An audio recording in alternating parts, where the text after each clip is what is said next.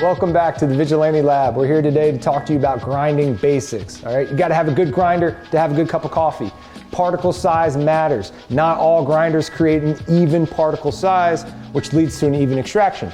For example, the spice grinder, which is so notorious in all the households of America, this thing cuts beans unevenly, sometimes in half and sometimes really fine.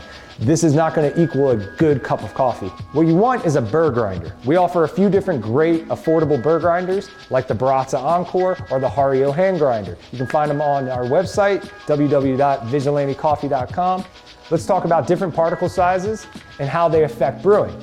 Here I have an espresso grind that's almost powdery in its substance. Now, espresso grind is going to be really fine and it's going to be put through a machine just like this. The next grind particle size is slightly coarser than that, which you typically would compare to, say, fine sand, and you can find this for most auto drip brewers. And then the next one is going to be a little bit coarser, which we use for like a cold brew or a French press, and that's going to be like chunky, thick sand, okay? These different particle sizes impact the brew.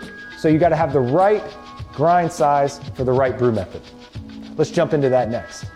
When the grind's too fine, initially it'll brew like it's normal, but then you'll notice that it begins to muddle up.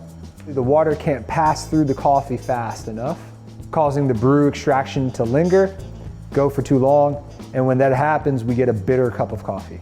When the grinds are too coarse, the water passes through too easily.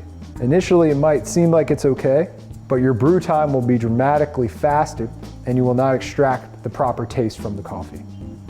When you have an accurate particle size for your grind, you get a nice even extraction and your brew time usually falls right to where you need it.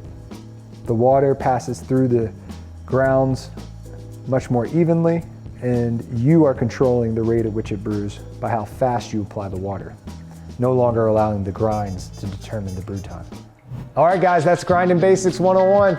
We learned about particle sizes, what kind of grinders to go for, which ones to avoid. If you're interested in learning more about coffee brewing, check out our YouTube page. You can subscribe below. As always, thanks so much for watching. I'm Chris Vigilante, and I'll see you next time.